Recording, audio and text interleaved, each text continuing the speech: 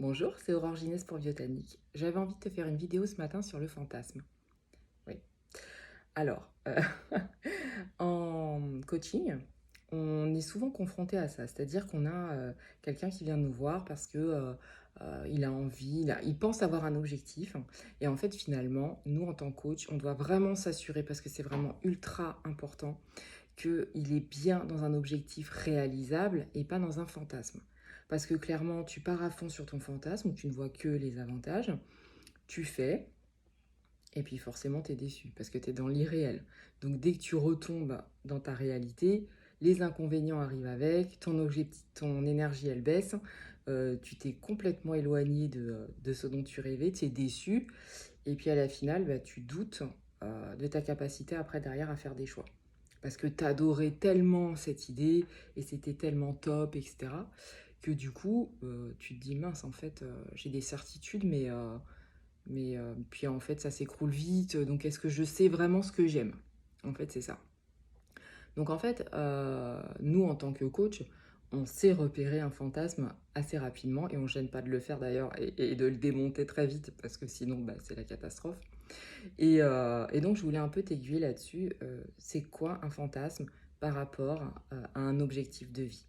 C'est-à-dire que déjà, je te conseillerais, avant de prendre un grand virage dans ta vie, clairement d'aller te faire coacher, parce que ça t'évitera justement ce type de situation.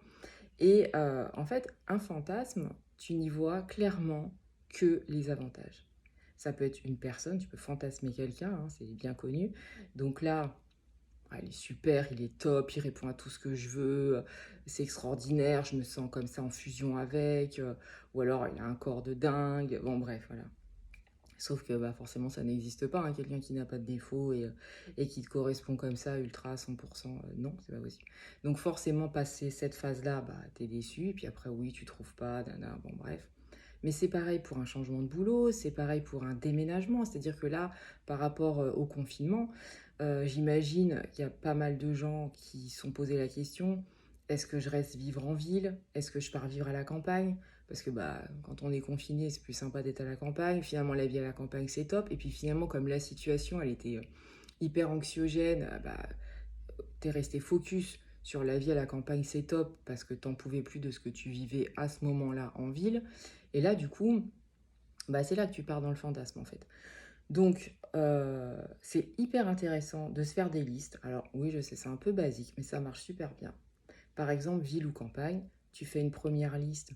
Les avantages de vivre en ville, les avantages de vivre à la campagne, les inconvénients d'être en ville, les inconvénients d'être à la campagne. Mais là, au moins, clairement, si tu te donnes au moins 25-30 points par liste et tu t'obliges à le faire, c'est pas tu fais 10 d'un côté, 5 de l'autre. Non, tu en trouves 20 ou 25 pour chaque rubrique. Au début, ça va te paraître un peu dur parce que tu vas dire non, puisque tu vas être dans ton fantasme. Ah ben non, non, mais moi, il n'y a aucun inconvénient à vivre à la campagne. Bon, allez, quoi, le bruit du coq le matin, enfin bon, c'est rien. Ouais, non, non, non.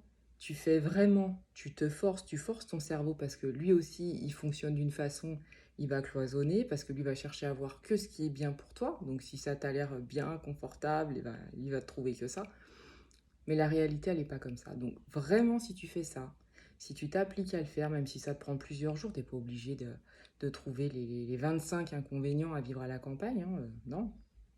Mais tu vas finir par les trouver. Et là, tu as un vrai regard. Déjà, tu es sur une vraie lucidité de dire, ok, bon, voilà. Tu as un regard plus clair, ça te fait faire le petit pas de côté, voir les choses telles qu'elles sont. Mais j'ai envie de te dire, je t'inviterai quand même à te faire coacher sur ce genre de décisions qui ne sont pas des moindres, hein, quand même, hein, de changer d'environnement comme ça, par exemple, hein. Parce que y a de fortes chances aussi pour que tu déplaces ton problème et que tu te retrouves à la campagne avec ta femme, par exemple, ou ton mari, et que, en fait, bah, tu t'ennuies, un truc qui va pas, ça va pas. Ben non, parce que peut-être que tu as juste déplacé ton problème et que c'était pas la campagne ou la ville, mais que c'était dans ton couple qu'il y avait un souci, et que ce sentiment que tu ressentais de pas être à ta place, bah, il était peut-être pas à ta place géographiquement, il était peut-être à la place d'un point de vue sentimental. Donc ce sont tous ces aspects qui sont pas faciles à pointer du doigt soi-même, et qui nécessitent souvent donc bah, d'aller se faire coacher, quoi, parce que des fois, En 5 séances, 5, 10 max, déjà l'objectif, il est clair et tu peux pas te tromper. T'as, ou tu peux vraiment, tu as peu de chances de te tromper si tu es avec un bon coach. Donc voilà, c'était la petite vidéo du jour. Merci de l'avoir suivie. Et puis je te dis à très vite. C'était Orange Inès pour Biotanique. Bye bye.